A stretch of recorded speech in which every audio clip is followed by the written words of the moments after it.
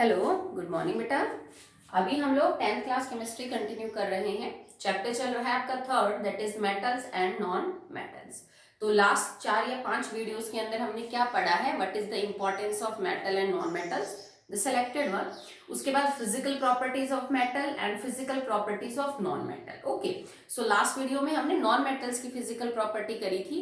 अब हम main part के ऊपर आ रहे हैं, ठीक है। ये भी इंपॉर्टेंट था, it is not like that कि इंपॉर्टेंट नहीं है, पर जो रिएक्शन पार्ट आपका शुरू होता है वो अब से शुरू होता है कि केमिकली मेटल्स और नॉन मेटल्स कैसे होते हैं, एक दूसरे से कैसे डिफर करते हैं एंड ऑल। तो आज का टॉपिक रहेगा chemical properties of metals. Okay, ठीक है। तो चलिए, प्रॉपर्टीज बहुत सारी है मेटल की, पता नहीं किस, बहुत सारे element, compound, metal, non metal के साथ रिएक्शन करते हैं।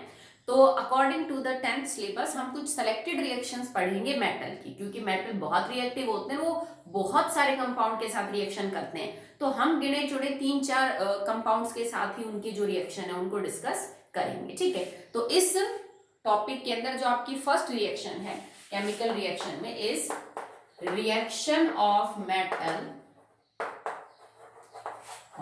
Metals with oxygen. हवा में मौजूद ऑक्सीजन की बात कर रहे हैं, आपको प्योर ऑक्सीजन देने की जरूरत नहीं है, वो तो कर ही लेगी मेटल के साथ रिएक्शन।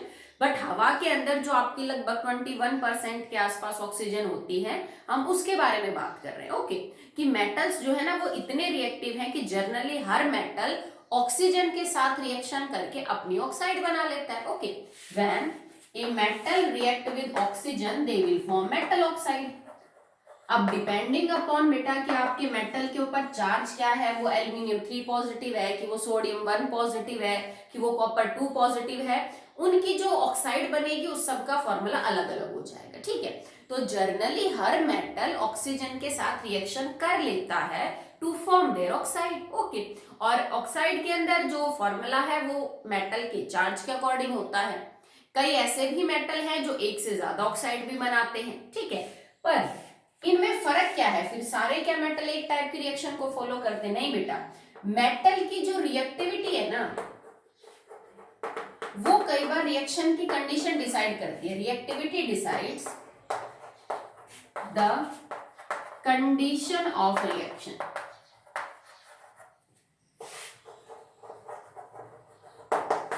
ठीक है, मतलब रिएक्शन तो सब कर लेंगे मेटल, पर कौन मेटल जल्दी रिएक्शन करेगा, कौन मेटल धीमे रिएक्शन करेगा, कौन मेटल रूम टेम्परेचर पे ही कर लेगा, किसको हीट करना पड़ेगा, ये डिपेंड करता है sorry, reactivity of the metal पे।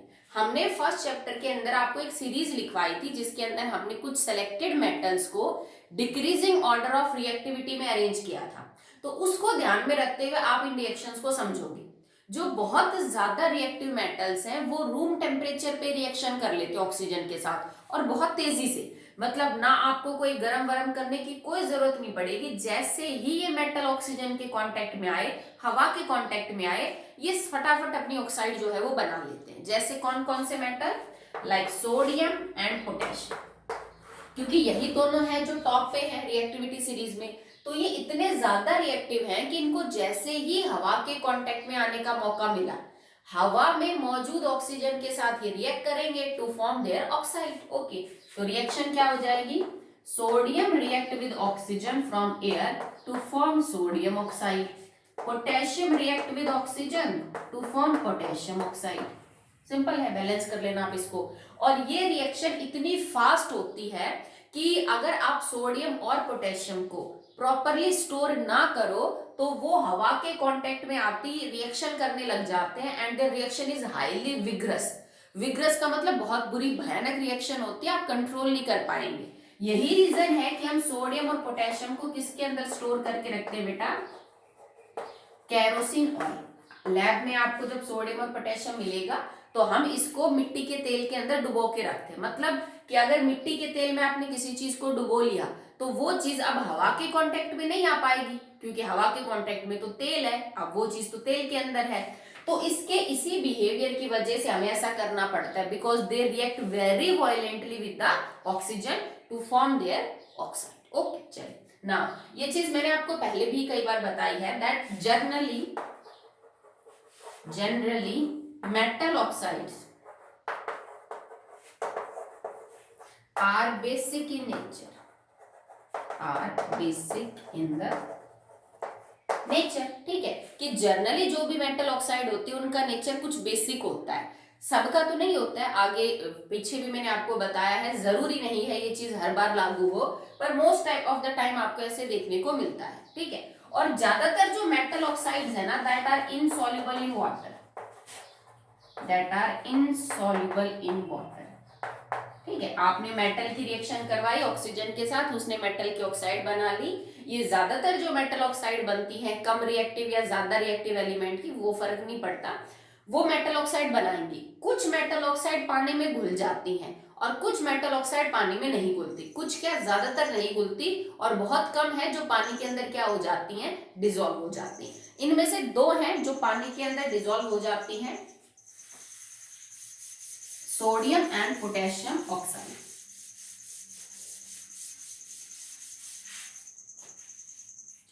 So if sodium oxide react with water, it will convert into sodium hydroxide, and if potassium oxide react with water, it will convert into potassium hydroxide. ठीक है, यहाँ पे जो reaction है ये आपकी कुछ ऐसे हुई कि सबसे पहले मैंने सोडियम को हवा के कांटेक्ट में रखा। अब बेटा हवा में तो नमी भी होती है और उसमें तो ऑक्सीजन भी होती है, नाइट्रोजन भी सब है।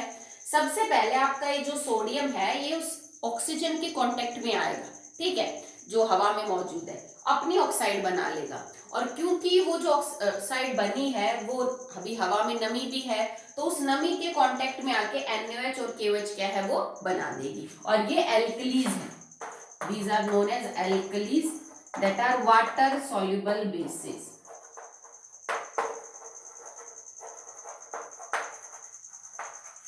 ठीक है, तो ज्यादातर तो नहीं करती है मेटल ऑक्साइड पानी के साथ रिएक्शन, बट कुछ एक metal oxide react with water to form alkalis, जैसा यहाँ पे बन रहा है। सोडियम पोटेशियम बहुत रिएक्टिव है, so they can react with room temperature, वो रूम टेम्परेचर पे आराम से ऑक्सीजन के साथ रिएक्शन कर लेंगे। इसके अलावा अगर मान लीजिए मैं बात करूं अबाउट मैग्नीशियम, तो हमने फर्स्ट चैप्टर में एक रिएक्शन पढ़ी थी, मैग्नीशियम को जब मैं ऑक्सीजन की प्रेजेंस में हीट करती हूँ तब जाके मैग्नीशियम ऑक्साइड बनी थी। वो एक्टिविटी याद है ना, कि मैग्नीशियम रिबन को ऑक्सीजन की प्रेजेंस में जलाया, तो जलने के बाद जो वो सफेद राख बच रही है वो एक्चुअली में मैग्नीशियम ऑक्साइड है। तो मैग्नीशियम क्योंकि कम रिएक्टिव है सोडियम और पोटेशियम से, तो यहाँ आपको मैग्नीशियम को गर्म करना पड़ता है ऑक्सीजन की प्रेजेंस में, तब वो ऑक्साइड बनाता है, क्योंकि रिएक्टिव क्या बेटा कम है, मैग्नीशियम की ऑक्साइड बन गई।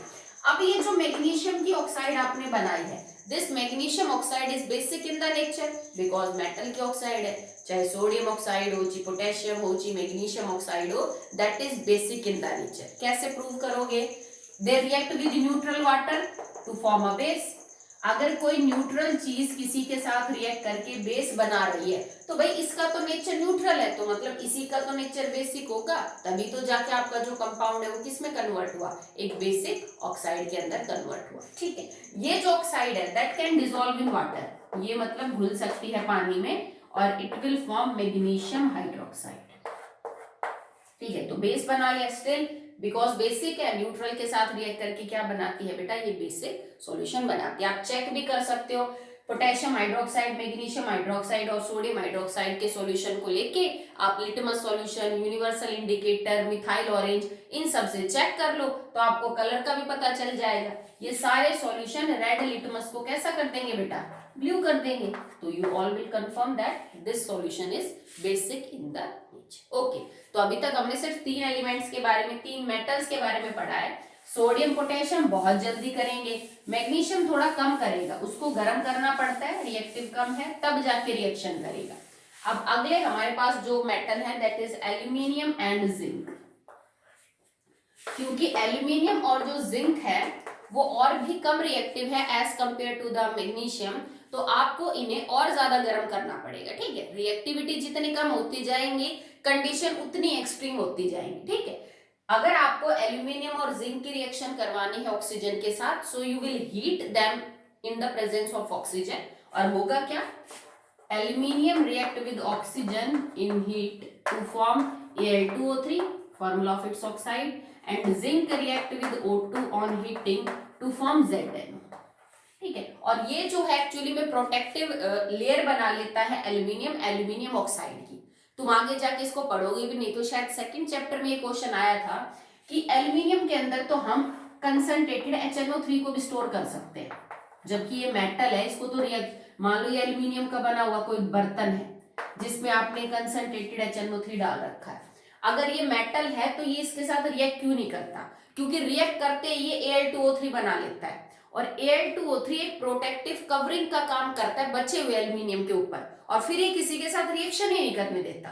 यूं समझ लो तुमने एक लोहे के डब्बे को पेंट कर दिया बाहर से, अब जैसे पेंट प्रोटेक्ट करता है ना लोहे को जंग से, इसी तरह से जो एल्यूमिनियम का कोई भी कंटेनर है एक बार रिएक्शन करके अगर उसने Al2O3 बना लिया तो ये Al2O3 उसकी प्रोटेक्टिव कवरिंग का काम करती है। ऐसा सिर्फ Al2O3 नहीं करता, और भी कई मेटल हैं जो इसी तरह का जो बिहेवियर है वो दिखाते हैं। ठीक है, तो एल्यूमिनियम बनाएगा Al2O3, जिंक बनाएगा ZnO। इन दोनों ऑक्साइड्स का जो बिहेवियर है आप उसको सिर्फ बेसिक कैटेगरी में नहीं रख सकते। इससे पीछे सोडियम, पोटेशियम और मैग्नीशियम ऑक्साइड का बिहेवियर बेसिक था, उनमें कोई एसिडिक कैरेक्टर नहीं था। पर ये जो दो एलिमेंट अपने ऑक्साइड बनाएंगे ना, इनमें बेसिक बिहेवियर तो है ही है, इस बात में कोई शक नहीं है, बट इनमें एसिडिक कैरेक्टर भी होता है। ठीक है, so these oxides are amphoteric. Ampho का मतलब ही होता है बेटा बोथ, एम्फी मतलब बोथ, जिसमें बोथ कैरेक्टर है। ठीक है, एम्फोटेरिक ऑक्साइड्स क्या होती हैं? that have both characters।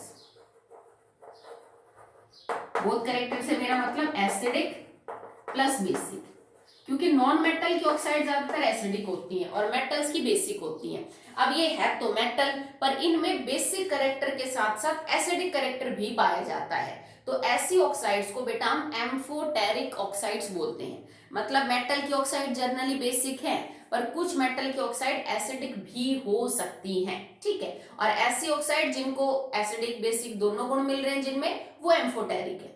10वीं तक तुम्हारे सिलेबस में खाली सिर्फ यही दो एलिमेंट हैं जो एम्फोटेरिक ऑक्साइड बनाते हैं।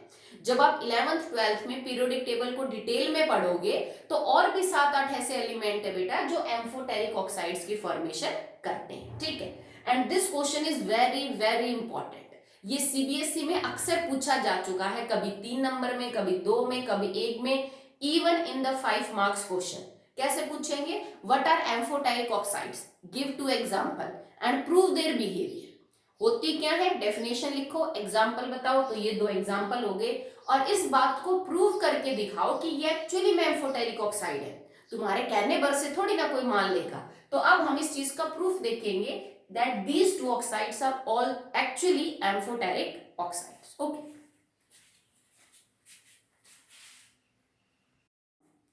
The proof for amphoteric behavior. So अगर आपको प्रूफ करना है about these two oxides, तो आप एक बार ना इनकी बेस के साथ और एक बार आप इनके एसिड के साथ रिएक्शन करके दिखाइए। अगर ये एसिड के साथ रिएक्शन करते हैं तो मतलब ये बेस है भाई, सॉल्ट और वाटर बन जाएगा। ठीक है, हम एक न्यूट्रलाइजेशन रिएक्शन का सहारा लेंगे और एक बार इसको एक बेस के साथ और एक बार इसको एक एसिड के साथ रिएक्ट करवाएंगे। अगर सॉल्ट और वाटर बन गया तो ये प्रूव हो जाएगा कि इसमें दोनों करेक्टर है। ओके, तो चलिए स्टार्ट करते हैं विद Al2O3। तो Al2O3 if react with dilute HCl, भाई ये मेरा एसिड है, अगर आगे सॉल्ट और वाटर बनता है तो इसका मतलब इसका नेचर बेसिक है, तभी तो सॉल्ट बना। तो बनेगा क्या? AlCl3 प्लस में H2O। सिंपल है, दिस कंपाउंड इज एसिडिक, और ये बेसिक है तभी तो जाके आपके पास सॉल्ट और वाटर बना। क्लियर है, समझ गए? तो इसका मतलब इसका नेचर तो बेसिक है। अब आप इसके रिएक्शन एक बेस के साथ करवा दीजिए।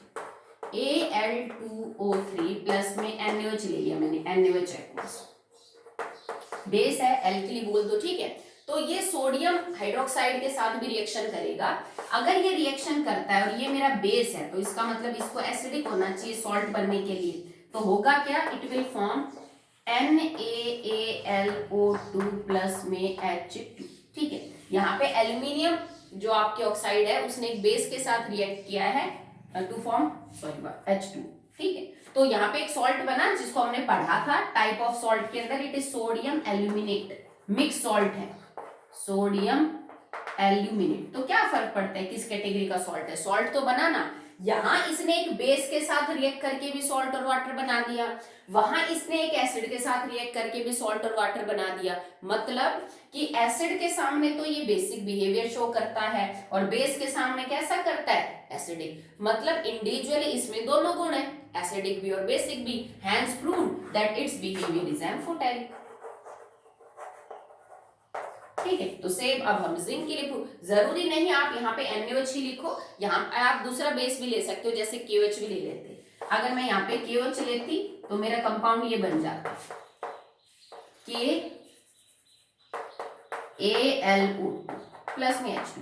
तो अब ये सोडियम एल्यूमिनेट की जगह पोटेशियम एल्यूमिनेट बन जाता, it will form potassium aluminate. ठीक है, तो आप यहाँ पे KOH के लिए पेपर में कई बार NaOH की जगह KOH करके दे देते हैं, तो सेम चीज है, कोई बात नहीं, फॉर्मूले में सिर्फ सोडियम की जगह पोटेशियम आ जाएगा, क्योंकि चार्ज में तो कोई डिफरेंस है नहीं भाई, इसके ऊपर भी +1 है, इसके ऊपर भी +1, तो मैं आराम से रिप्लेस कर सकती हूँ। अगर एक +1 दूसरा +2 होता तो आपका फॉर्मूला जो है वो बदल जाता। ठीक है, तो एल्यूमिनियम ऑक्साइड के लिए तो हमने प्रूफ कर लिया। अब चलिए प्रूफ करते हैं फॉर जिंक ऑक्साइड। सेम करेंगे बिल्कुल, एक बार उसकी एसिड के साथ, एक बार उसकी बेस के साथ। मैंने एसिड बेटा HCl लिया, इसका कोई जरूरी नहीं आप HCl ले लो, आप H2SO4 ले लो, नो प्रॉब्लम, HNO3 ले लो। ठीक है, हमने लिखा zinc oxide if react with dilute H2SO4। अब ये तो आपका एसिड है ही, अगर सॉल्ट और वाटर बनता है तो इसका मतलब इसका तो बेसिक बिहेवियर है, तो बनेगा क्या, ZnSO4 प्लस में H2, सॉल्ट और वाटर बना, इसका मतलब this behaviour is basic in this reaction, zinc oxide basic oxide. Next, if I react ZnO with NaOH, same वही बेस के साथ रिएक्शन करवाएंगे। अगर ये सॉल्ट और वाटर बनाता है तो इसका मतलब क्या हुआ कि इसके अंदर अगर ये बेस के साथ रिएक्ट करके सॉल्ट और वाटर बना रहा है तो मतलब इसका बिहेवियर एसिडिक है। बनेगा क्या, अब देखो ये सोडियम जिंकेट बनाएगा, Na2ZnO2 प्लस H2। ये सॉल्ट मैं आपको पढ़ा चुकी हूँ, मिक्स सॉल्ट में हमने एग्जाम्पल डिस्कस किए थे और मैंने बोला था बेटा इनको आगे पढ़ना है आपको रिएक्शंस में। So this is sodium zincate. ठीक है, ये वो सॉल्ट है जिनमें एक से ज्यादा पॉजिटिव आयन है। देखो यहाँ पे भी जो सोडियम एल्यूमिनेट हमने लिखा था, इसमें एक पॉजिटिव आयन ये, एक पॉजिटिव आयन है, इसमें भी एक पॉजिटिव आयन ये और एक पॉजिटिव आयन ये, नेगेटिव आयन एक है, पॉजिटिव आयन दो है। ठीक है, ये रिएक्ट कर ली। अगर आप यहाँ पे NaOH की जगह KOH ले लेते तो ये बन जाता K2ZnO, तो इसको हम बोलते हैं इट इज पोटेशियम जिंकेट। ठीक है, तो बेस के साथ रिएक्ट कर रहा है तो एसिड का काम कर रहा है, सॉल्ट और वाटर बन गया। एसिड के साथ रिएक्शन कर रहा है तो बेस का काम कर रहा है, सॉल्ट और वाटर बन गया। तो इन चारों रिएक्शन से आप ये प्रूव कर सकते हो that these two oxides are basic in nature and that is most important. ये रिएक्शन तो आपको बाय हार्ट होनी चाहिए, टिप्स पे होनी चाहिए। और मैंने बताया जैसे यहाँ मैंने H2SO4 का एग्जाम्पल है, यहाँ पे HCl भी ले सकते थे, नो प्रॉब्लम। ठीक है, तो आप इन 5-6 रिएक्शंस को बिल्कुल अच्छे से याद करेंगे, ये बहुत बार पूछी जा चुकी है। ठीक है, चलिए नेक्स्ट है बेटा, अभी हमने कौन कौन से एलिमेंट्स या कौन कौन से मेटल्स की ऑक्साइड पढ़ ली, sodium, potassium, magnesium, aluminium, zinc. अब थोड़ा और नीचे आ जाते हैं, थोड़े और जो कम रिएक्टिव है, क्योंकि हम रिएक्टिविटी के आधार पे बता रहे हैं ना कि कैसे रिएक्शन कर रहे हैं, कितने कोई हीट करने पे कोई नहीं। तो अब जिंक से कम रिएक्टिव दैट इज आयरन के बारे में बात करते हैं। आयरन जो है ना वो ऑक्सीजन के साथ, यूं समझ लीजिए कि हवा के साथ रिएक्शन नहीं करता गर्म करने पे भी। अगर आप आयरन की किसी रॉड को बहुत ज्यादा गर्म कर रहे हो हवा की प्रेजेंस में, तो उस हवा में से वो ऑक्सीजन के साथ रिएक्ट नहीं करेगा, नॉट फ्रॉम एयर। बट अगर आप आयरन को सिर्फ ऑक्सीजन की प्रेजेंस में गर्म करते हो, हवा की में नहीं, क्योंकि हवा में तो 21% ऑक्सीजन के साथ उसको रिएक्ट करना है, जो वो नहीं करेगा, कम रिएक्टिव है। अगर आपने आयरन को प्योर ऑक्सीजन की प्रेजेंस में ले रखा है, आपके पास 95% ऑक्सीजन है, 99% है, तब आयरन हीट करने पे, अच्छा खासा हीट करने पे ऑक्सीजन के साथ रिएक्ट करता है, हवा में से ऑक्सीजन के साथ रिएक्ट नहीं करेगा। Okay, so iron react with oxygen. इससे पहले जो ऑक्सीजन थी वो आप हवा से भी ले सकते थे। ठीक है, on strong heating it will convert into A oxide Fe3O4। इस ऑक्साइड को ना तो मैं फेरस ऑक्साइड बोल सकती हूँ ना ही फेरिक ऑक्साइड बोल सकती हूँ, क्योंकि इसके ये जो एक ऑक्साइड है ये दो ऑक्साइड के आपस में जुड़ने से बनी है।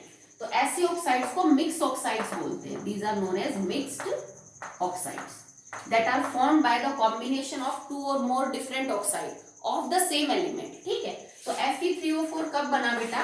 जब मैंने एक FeO को एक Fe2O3 के साथ कंबाइन करवाया। This is ferrous oxide, ferric oxide. एक एक के रेशियो में जब मैंने दोनों को कंबाइन किया तो मेरा फॉर्मूला क्या बना? देखो, आयरन 2 और 1 3, ऑक्सीजन 3 और 1 4, ये बना ना। तो एक ऐसी ऑक्साइड बनाता है आयरन ऑक्सीजन की प्रेजेंस में हीट करने पे, दैट इज Fe3O4। ठीक है, इसके अंदर थोड़ी मैग्नेटिक प्रॉपर्टी होती है तो हम इसको मैग्नेटाइट भी बोल देते हैं। ठीक है, इसमें मैग्नेटिक गुण होता है आयरन के इस ऑक्साइड के अंदर। Okay, next copper. कॉपर तो और भी कम रिएक्टिव है, आयरन से तो काफी कम रिएक्टिव है। तो कॉपर भी बेटा गर्म करने पे ऑक्सीजन के प्रेजेंस में भी इतनी जल्दी रिएक्शन नहीं करता है, ना हवा के साथ ना अगर आप गर्म कर रहे हो कॉपर को इन द प्रेजेंस ऑफ ऑक्सीजन तो रिएक्शन नहीं करेगा। बट अगर आपने बहुत लंबे टाइम तक कॉपर को हीट किया ऑक्सीजन की प्रेजेंस में, ठीक है, थोड़े घंटे 2 घंटे की बात नहीं है, आपने प्रोलॉन्ग्ड हीट किया है, if copper is prolonged heating, prolonged का मतलब होता है बेटा फॉर अ लॉन्ग टाइम। ठीक है, अगर लंबे टाइम तक आप कॉपर को हीट करोगे ऑक्सीजन की प्रेजेंस में तो कॉपर अपनी एक ऑक्साइड बनाता है, that's colour is black. This reaction will be studied again in the later chapter, और इसको एक्चुअली में हम पढ़ भी चुके हैं फर्स्ट या सेकंड चैप्टर में भी, कि कॉपर को अगर आप स्ट्रांगली हीट करोगे इन the presence of oxygen for a long time तो ये एक ब्लैक कलर के कंपाउंड में कन्वर्ट हो जाता है, और वो ब्लैक कलर का कंपाउंड क्या है आपका? That is copper second oxide, जिसको हम क्यूप्रिक ऑक्साइड भी जो है वो बोल सकते हैं। पढ़ी हुई रिएक्शन। ओके, नेक्स्ट आपके और भी एलिमेंट्स बच गए। इसके अलावा अगर कॉपर से भी नीचे आप रिएक्टिविटी सीरीज में देखो तो आपके पास गोल्ड है, सिल्वर है, प्लेटिनियम है। ये बेटा ऐसे रिएक्शन नहीं करते ऑक्सीजन के साथ। ठीक है, जो आपके पास गोल्ड सिल्वर प्लेटिनियम जो आपके नोबल्स मेटल हैं, ठीक है, गोल्ड प्लेटिनियम सिल्वर वैसे भी कर लेगा, आप सिल्वर को अवॉइड कर सकते हो बेशक से। नोबल मेटल तो ये दो ही हैं, गोल्ड एंड प्लेटिनियम। ये रिएक्शन नहीं करते ऑक्सीजन के साथ, गर्म करने पे ठंडा नोबल मेटल है, they do not react with oxygen at all, ना किसी भी टेम्परेचर पे नहीं करेंगे। ठीक है, इसके अलावा अगर आपने सब कुछ जैसे हमने मेटल के ऑक्साइड में जो पढ़ा तो आप आराम से मेटल्स की रिएक्टिविटी का सहारा लेके इसको एक्सप्लेन कर सकते हैं कि जो रूम टेम्परेचर पे रिएक्ट कर रहे हैं वो ज्यादा रिएक्टिव मेटल है, जो बहुत ज्यादा गर्म करने पे रिएक्ट कर रहे हैं मतलब वो कम रिएक्टिव है। ठीक है, उल्टा भी कर सकते हो। अगर मैं आपको दो एलिमेंट्स दूं, जैसे मान लो एक तो मैं आपको दे दूं लाइक जिंक या मैग्नीशियम, चलो एक तो हम मैग्नीशियम का रिबन दे आपको, और उतनी लंबाई का एक मैं आपको आयरन का रिबन बना के दे दूं, same length same width same mass का, और मैं आपसे बोलूं कि बेटा इन दोनों को ना ऑक्सीजन के साथ रिएक्ट करके कंपाउंड बनाइए और या फिर एयर की प्रेजेंस में हीट करके बनाइए, तो आप देखोगे कि जो मैग्नीशियम है वो तो जल्दी से जल जाता है ऑक्सीजन की प्रेजेंस में टू फॉर्म मैग्नीशियम ऑक्साइड, लोहा इतनी जल्दी नहीं जलता है।